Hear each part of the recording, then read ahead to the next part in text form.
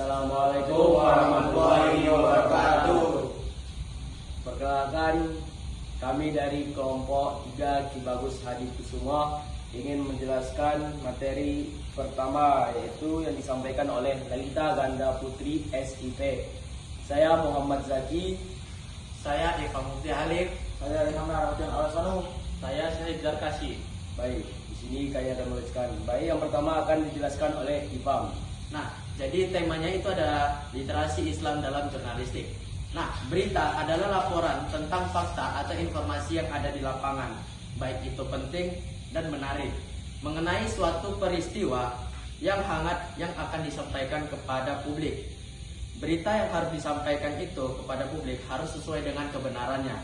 Nah, di dalam Islam ada beberapa ayat yang ada di dalam Al-Quran sesuai dengan jurnalistik itu, mulai dari Al-Hujurat ayat 6, Yusuf ayat 87, dan An-Nahl ayat 125. Nah, di berita ini dia ada 2 jenis, mulai dari berita lisan dan berita tulis. Berita tulis itu berupa koran dan lain-lain, dan berita lisan itu berupa audio yang ada di televisi. Nah, selanjutnya ada tentang yang akan dijelaskan oleh Mas Syahid. Nah, berikutnya elemen dalam jurnalistik, yaitu yang pertama kebenaran. Dalam membuat jurnal, kita harus membuatnya asli dengan yang terjadi atau sesuai fakta. Terus yang kedua, warga. Kita wajib loyalitas pada warga dan baik dan bersikap baik.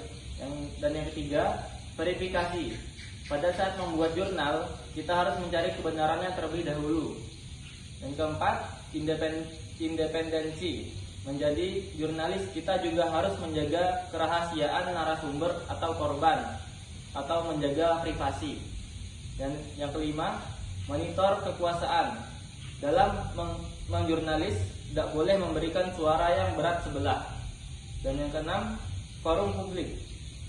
Sebagai jurnalis, kita harus menyediakan forum atau media ke masyarakat. Dan yang ketujuh, menarik dan relevan.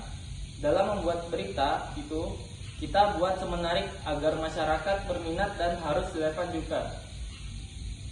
Dan yang kedelapan, proporsional. Wajib menjelaskan intinya saja. Dan kesembilan, hati nurani. Harus keputusan yang redaksional. Dan yang terakhir, yang ke-10, yaitu kehadiran. Selanjutnya kami serahkan pada Selanjutnya adalah kode etik jurnalis. Yang pertama ada independen, jurnalis bekerja bebas dari kepentingan pihak manapun. Yang kedua adalah profesional, jurnalis bekerja sesuai standar dan kompeten. Yang ketiga adalah berimbang, jurnalis menyajikan semua sisi berita secara adil. Yang keempat adalah tidak boleh berita bohong, jurnalis wajib menyampaikan informasi yang benar. Yang kelima, menjaga privasi, jurnalis menghormati ranah pribadi narasumber. Yang keenam, tidak menerima suap, jurnalis menolak imbalan yang bisa mempengaruhi independensi berita. Yang ketujuh adalah hak tolak, hak jurnalis untuk tidak mengungkap identitas narasumber demi melindunginya. Yang kedelapan, tidak boleh berprasangka, jurnalis harus bersikap adil dan tidak menghakimi dalam pemberitaan. Kesembilan adalah menghormati hak narasumber, jurnalis memberi ruang kejelasan konfirmasi dan tidak merugikan pihak yang diwawancarai. Baik, sekian presentasi kami. Jika ada salah dan kurang, mohon dimaafkan. Wabillahi taufiq wal hidayah. Wassalamualaikum warahmatullahi wabarakatuh. Assalamualaikum warahmatullahi wabarakatuh. Kami dari kelompok Ki Bagus Hadi Kusumo 3 ingin melanjutkan presentasi, yakni dari pemateri kedua yang berjudul tentang paradigma Qur'ani dan gerakan Muhammadiyah untuk transformasi peradaban, yakni yang pertama akan disampaikan oleh teman saya yang dari ujung sebelah kanan. Nah, yang pertama itu kenapa kita bersyukur menjadi masyarakat Muhammadiyah? Karena remaja sekitar 17 sampai ke atas hanya berkuliah 30% saja untuk berkuliah. Nah, selanjutnya dan lanjut, mengapa bersyukur itu penting? Menurut Robert Webster, Muhammadiyah sebagai contoh paling sukses modernisasi pendidikan Islam di dunia. Kedua, tidak ada tanda-tanda persyarikatan lelah beramal soleh. Bertanya full terus karena mereknya sang surya. Yang ketiga, lebih tahun hadirnya dan membangun umat Islam Indonesia. Ya baik, saya akan lanjutkan. Di sini ada organisasi Muhammadiyah mempunyai 160 kampus dan mempunyai 128 rumah sakit dan memiliki 440 pesantren. Dalam 80 tahun, sekolah pertama dibangun oleh Muhammadiyah di Australia dan yang memiliki kampus di luar negeri. Pertama yaitu Muhammadiyah di Malaysia.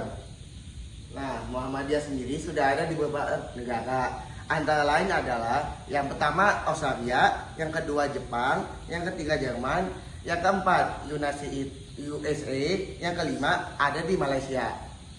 Nah, karena pilihan Kiai Haji Ahmad Dahlan untuk mengelola Muhammadiyah, yakni wujud organisasi terstruktur dan rapi menjadi salah satu kunci capaian-capaian di atas. Karena bersyukurnya kita kuliah di UMY Universitas Muhammadiyah Yogyakarta ini, yakni yang pertama itu adalah Global New York, yang kedua teruji ratusan tahun, yang ketiga bahkan New York untuk akhir zaman, yang ketiga public trust yang besar, yang keenam ada tadi terus menerus dan seterusnya. Baik, cukup sekian presentasi dari lanjutan untuk pemateri kedua dari kelompok Ki Bagus Hadikusumo 3. Terima kasih atas presentasi kami semua. Wassalamualaikum warahmatullahi wabarakatuh.